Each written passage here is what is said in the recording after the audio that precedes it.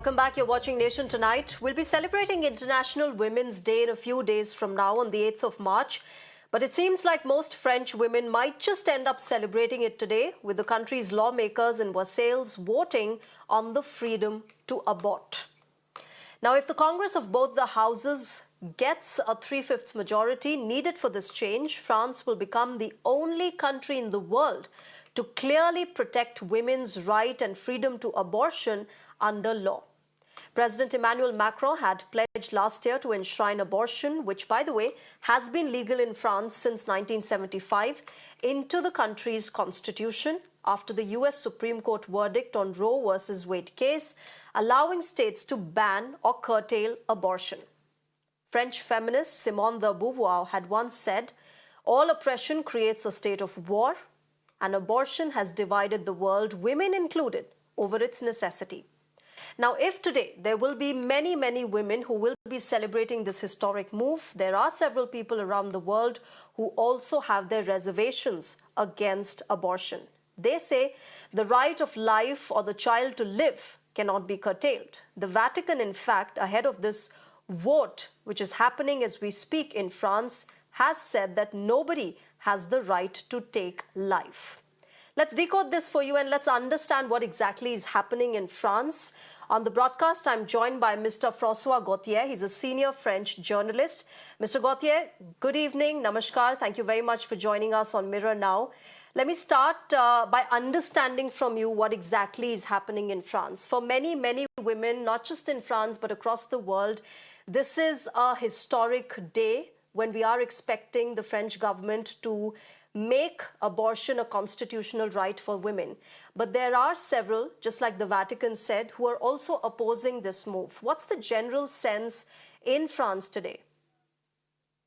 Well, as you rightly said, the right to abortion has been there, I think, since 1974, with a few reservations, but it's mostly French women have had the right to abort their children. Now, what Mr. Macron is doing is to constitutionalize this, to put it in the constitution so that nobody can remove it, like it happened recently in the United States.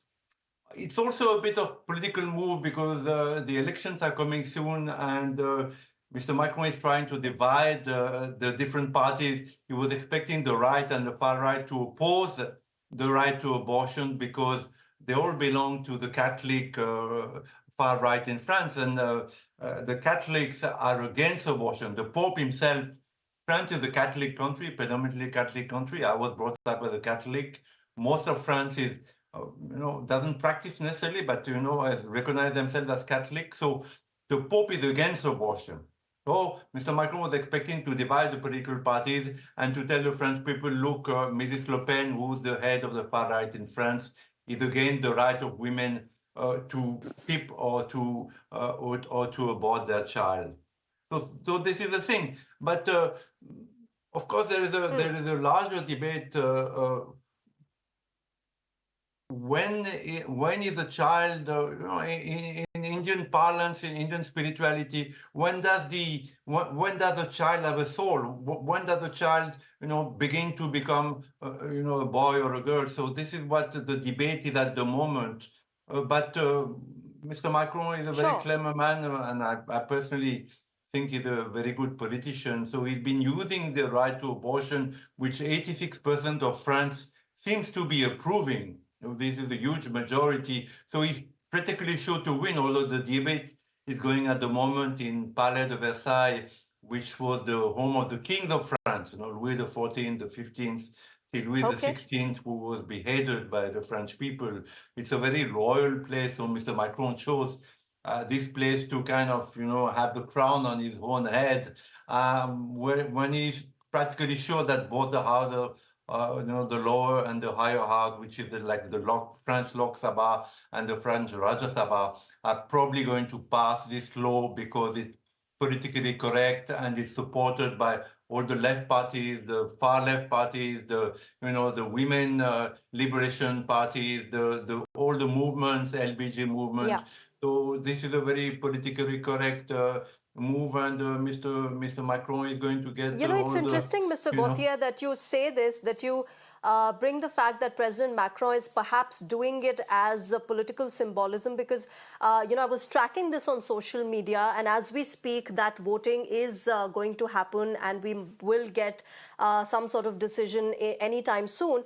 But a lot of women had also said that, we're against President Macron and his party, but what he's doing today is something that should be lauded. And that perhaps, reflects what you're saying, that he will be finding favor in a lot of women who also don't align with the ideology of Macron and his party. For example, just when the French lawmakers had started coming in for this vote, there were a lot of people who had gathered outside also saying that this is just symbolism because France already has, abortion, which is legal up to 14 weeks and in medical cases as well. So what's the point of it all? Yes, but France wants to become the first country in the world to legally, in the constitution itself, adopt the right to abort. But if you see in India, I live in India most of the time, and abortion is very free in India. It's practically free in government hospitals. So, France is taking the mantle of being the first country, but there are other countries like India which have given that freedom to women, though India has this image of, of enslaving women, of being, a country where the men rule. But I know that in India, women have the freedom to abort their child. The question that I wanted to, the question that everybody is asking, and I think it's very difficult to make a judgment because are you killing someone, or is there no soul in the terms of, the Buddhists and the Hindus and so many other religions in the world believe that at some point a soul, what the Hindus call the Atman, incarnates into the fetus, and then the fetus starts, having not only life but also spiritual life, a soul, a psychic being. So this is, I think, this should be the question that everybody should ask: is at which point does the fetus become, I understand, a Mr. real Gautier, human being? what you're saying about the kind of sentiments that are attached and of the evolution inside a womb. But, I speak as a woman and for a lot of women. If I'm at a position where I cannot take care of a child and I get pregnant, I would want that abortion. Nothing against those who are pro-life, but if you see it practically, there are a lot of women who cannot take care of a child, who cannot raise the child by their own. Whoever is pro-life is not coming that time to help the woman financially, socially, in raising a child. That is left to the woman alone. And if I want to make that decision that, listen, I am not capable enough socially or financially to raise a child, I would want to abort it. And that's a lot of the sentiment that goes on, not just in France, but across the world.